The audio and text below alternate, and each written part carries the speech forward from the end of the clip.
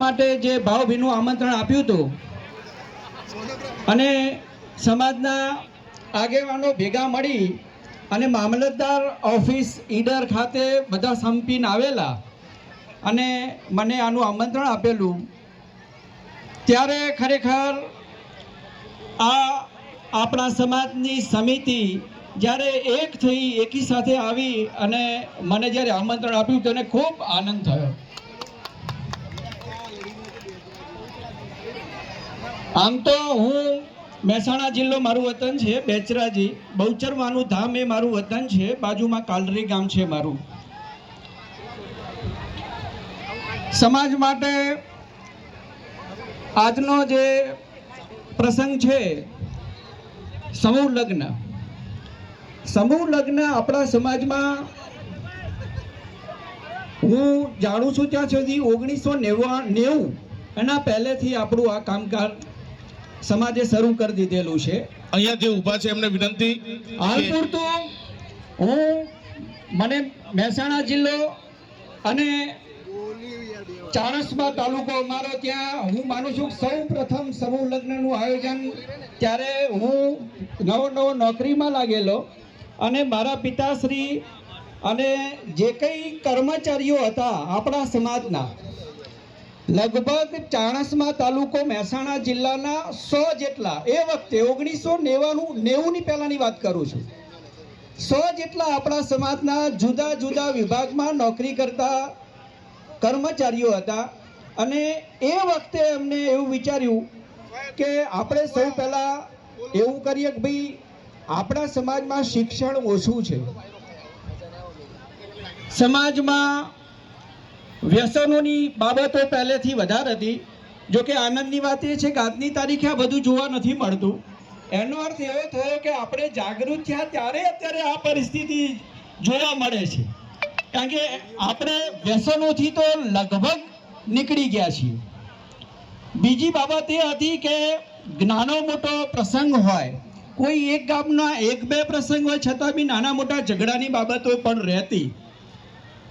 આજે આટલો બધો મોટો મેળામણ છે છતાં પણ એમાંથી પણ આપણને મુક્તિ મળી જઈ છે, તો આ ક્યારે શક્ય બન્યું?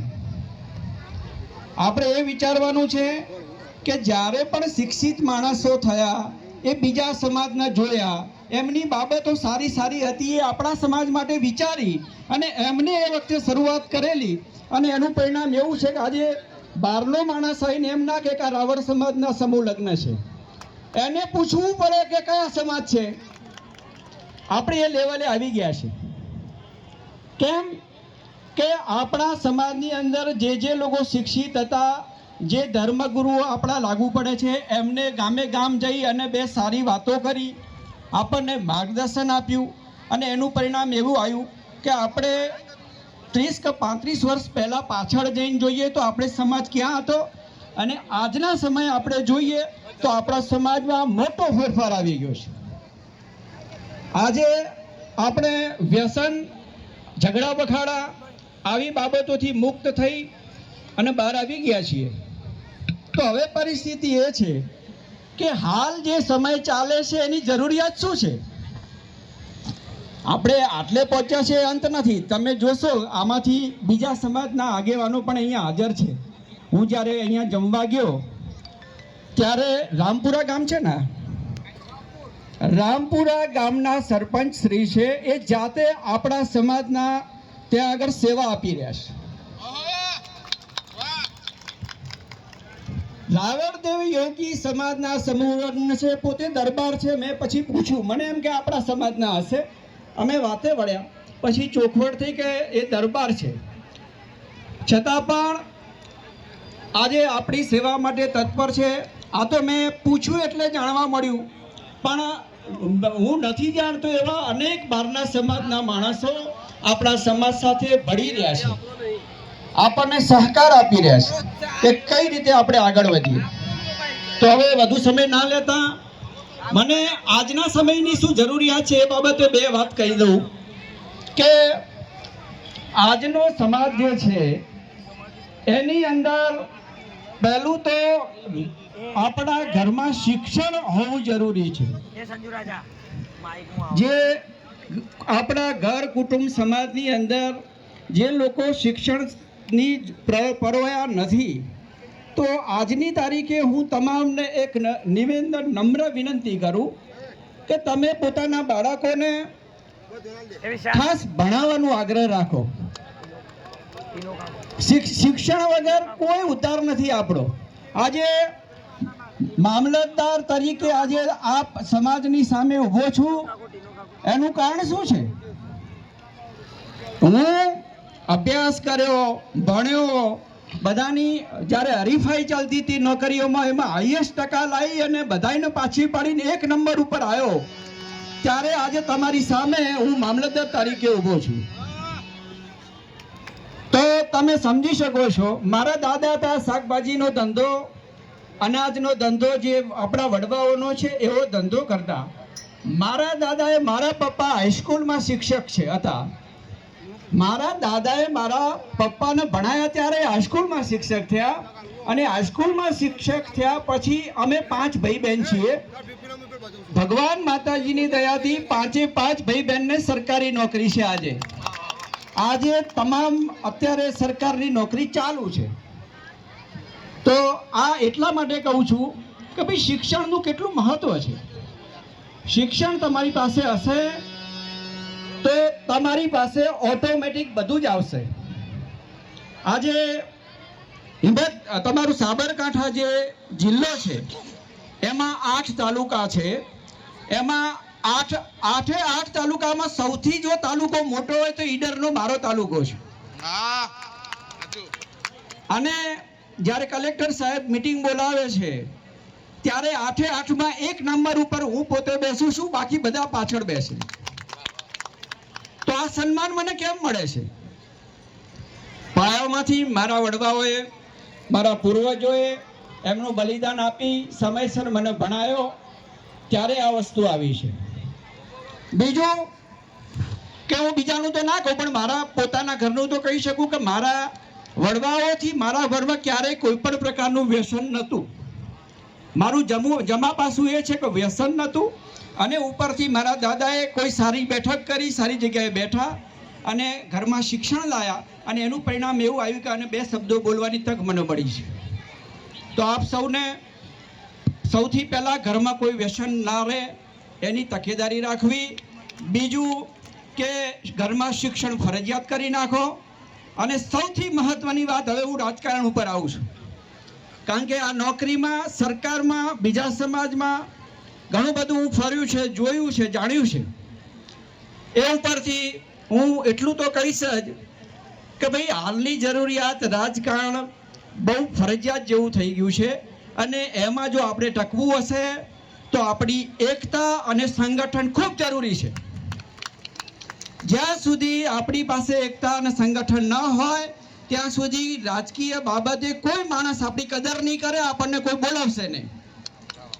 તો આ ત્રીજી અપીલ એવી કરું કે હંમેશા સમાજ સંગઠન રહો, એકતા રાખો, તો ક્યારેક જ્યાં પણ જશો ત્યાં આપણી કદર થશે. તો ફરજિયાત હું ઘણું બધું કહેવા જેવું છે, પણ ટૂંકમાં કહી દઉં કે ઘરમાં ક્યારેય વ્યસન આવે નહીં એની તકેદારી રાખજો. શિક્ષણ ફરજિયાત આપો એની તકેદારી રાખજો. અને છેલ્લે હાલ જે રાજકારણ જે રીતે જઈ રહ્યું છે, સમાજ ઉપર સંગઠનને એકતા બાબતે હું ચોક્કસપણે કહી શકું કે હાલ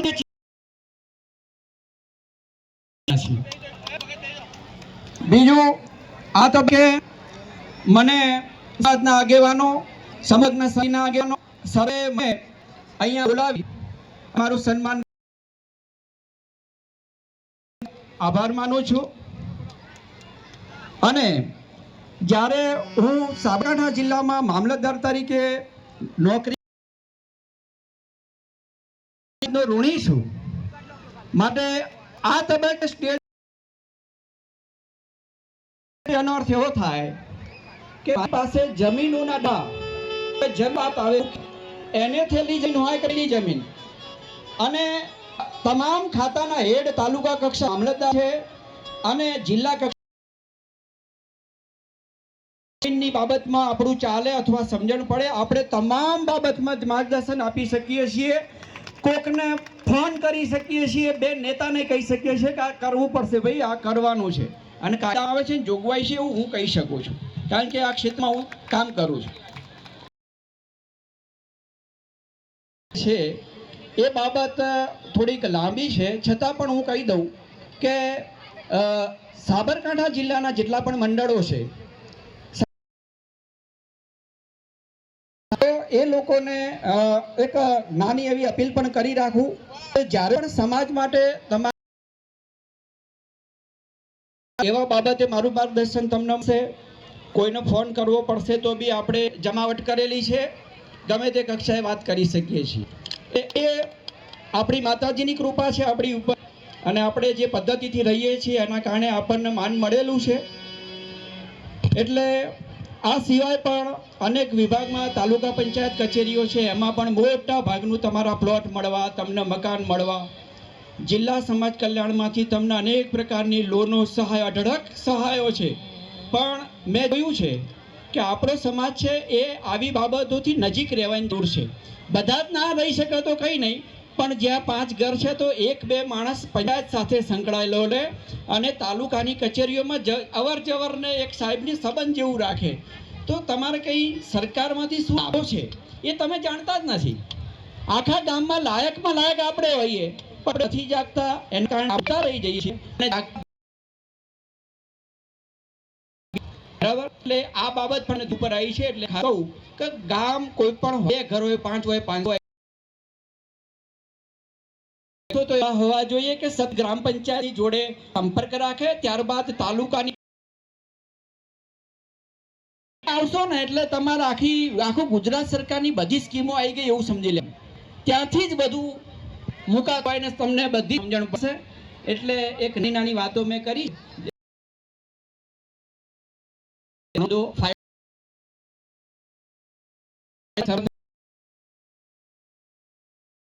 એનો હું ખૂબ એવું પણ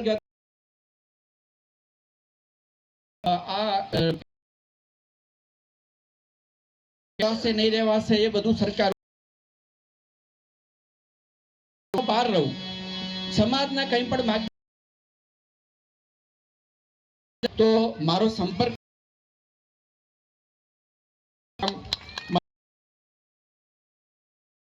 કે હું સતત શું છે ઈડરમાં આવીને પહેલું આપણા સમાજના ઘેર જ ઉતર્યો હતો. હું કર્યો મામલા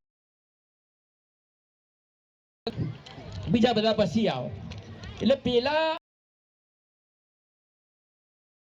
રાજકીય માણસો પણ આપણા સમાજના ઘેર જઈ અને એક ભાવના જે પણ આ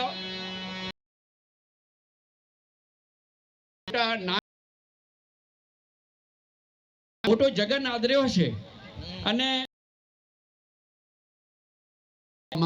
હું પણ ત્યાં મારી આવડો મોટો ઉભો કરતા શું મહેનત થાય છે, શું કેટલા ઉજાગરા થાય છે, પ્રસંગો, કાર્ય, આ જે પણ નામી અનામી સૌ નાના બાળકોથી માંડી અને વડીલો એવા કરું કે આ સૌને એવી શક્તિ આપે અને એમને ઘણું બધું માર્ગદર્શન મળી રહે.